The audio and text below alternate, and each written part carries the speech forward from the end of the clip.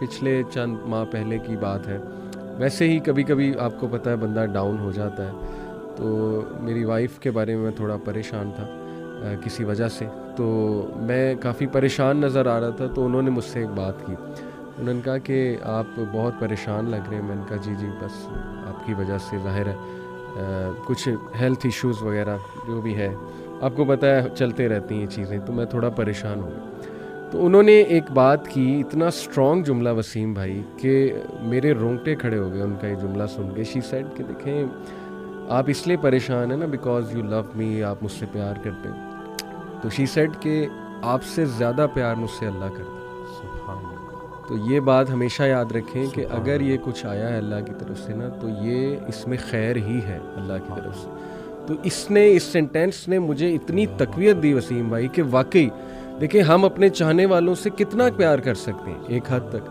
اللہ infinite Times ہم سے زیادہ جو ہے نا اپنی مخلوق سے پیار. تو کیسے اللہ ایک بندے کو ڈسٹرائے کر سکتا ہے؟ کیسے اللہ سبحانہ تعالیٰ ایک بندے کو سفر ہوتے دیکھ سکتا ہے؟ پاسبل ہی نہیں.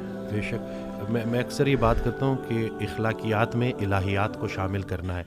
ابھی اخلاق میں تو ہر کوئی ایک دوسرے کے ساتھ اچھا ہوتا ہے انسانی سطح پہ, لیکن جب آپ اللہ کو بیچ میں لے آتے ہیں تو آپ کے سارے مسئلے ٹھیک ہو جاتے ہیں. تو یہی ہے کہ یہ بھی اللہ کا بڑا کرم ہے کہ ہم سفر ہم خیال ہو جائے. تو یہ جو ہے کہتے ہیں نا ہم سفر ہم خیال ہو جائے تو منزل آسان ہو جاتی ہے. مجھے اکثر جو ہے کالز آتی ہیں, میں کال کنسلٹیشن لیتا ہوں. اس دن ایک لڑکی کی کال آئی, وہ 2.5 سال سے اپنے والد سے بات نہیں کر رہا اور ایک ہی گھر میں رہتے ہیں.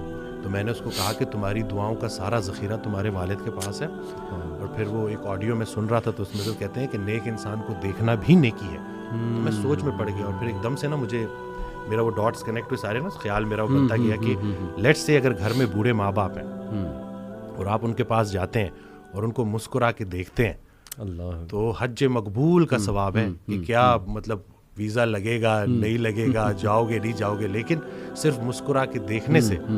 تو بس یہی ہے نا کہ شیطان اصل میں یہ رشتوں کو خراب کرتا ہے. جی یہ انسان کو آپس میں فساد میں ڈالتا ہے. اکثر مرد کال کرتے ہیں تو بیوی کی برائی کر رہے ہوتے ہیں, بیویاں کال کرتی ہیں تو شوہر کی برائی کر رہے ہوتے ہیں. میں تو ان کو آخر میں جب وہ 15 منٹ پوری 20 منٹ جب کھل کے برائی کر لیتے ہیں اور جب وہ چپ ہو جاتے ہیں تو میں ان کو یہی کہتا ہوں کہ خامی سے نفرت کرنی ہے, خام سے نفرت نہیں کرنی. اور پھر ان کو اکثر میں یہ واقعہ بھی سناتا ہوں کہ یہ حضرت واصف رحمۃ اللہ کے پاس ایک نشئی آیا. جی. تو انہوں نے اس کو ساتھ بٹھایا. کچھ عرصے بعد نا اس نشئی کا بھائی آیا اور اس نے کہا کہ اس نے نشہ چھوڑ دیا, آپ نے کیا نصیحت کی تھی؟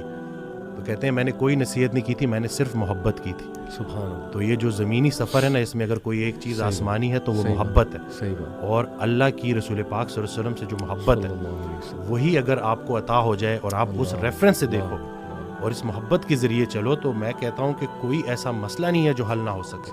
ہم صرف یہ جو اپنی ذاتی نفرت ایک ایسا زہر ہے جو عمل دوسرے کا ہوتا ہے, زہر آپ کے اپنے جسم میں پھیلتا ہے اور پھر بڑھتا ہے اور پھر اس حد تک بڑھ جاتا ہے کہ وہ آپ کو اتنا زہر آلود کر دیتا ہے, اتنا بوجھل کر دیتا ہے کہ صرف چند لوگوں کا چہرہ آپ کے آنکھوں کے سامنے ہے تو آپ کا موڈ خراب ہو جاتا ہے. جی. تو اگر آپ نے دل میں کوئی بندے ایسے رکھے ہوئے ہیں نا, تو ابھی اگر آپ دیکھ رہے ہیں تو ان کو فوری معاف کریں. صحیح بات. کیونکہ ہم نے بھی اللہ سے جا کے معافی مانگنی ہے تو جا کے ان کو معاف کریں. اور نادان ہے جی, یہ لوگ نادان ہیں. قرآن میں اللہ کہتا ہے کہ انسان نادان ہے. جی. تو آپ کی دانائی اگر آپ کو نادانوں کے ساتھ گزارا کرنا نہیں سکھا رہی تو آپ کی دانائی کس کام کی. میں اکثر ریپیٹ کرتا ہوں کہ آپ بڑا بنیں اور معاف کریں. جی یہ چھوٹی سی زندگی ہے. اور کہتے ہیں نا کہ کشتی میں اگر سوراخ ہو جائے اور کشتی ڈوبنے لگے تو کشتی میں تمام سوار لوگوں کو اللہ یاد آ جاتا ہے. تو کشتی گزر رہی ہے, زندگی چلی جا رہی ہے اور گزرتی جا رہی ہے. ہم سے جب کوئی ہماری عمر پوچھتا ہے تو ہم وہ بتاتے ہیں جو گزار چکے ہیں. جی. حقیقت میں عمر وہ ہے جو رہ گئی ہے. تو جتنی رہ گئی ہے بس خیر سے گزاریں اور آپس میں صلح کریں. اور بس یہی ہے کہ چھوٹی سی زندگی ہے اور گزارا کرنا ہے اور صبر کرنا ہے. بہت زبردست بات. میں وسیم بھائی کچھ کوٹس آپ کے سامنے رکھتا ہوں کیونکہ آج کا ٹاپک بھی امید ہے بیسیکلی.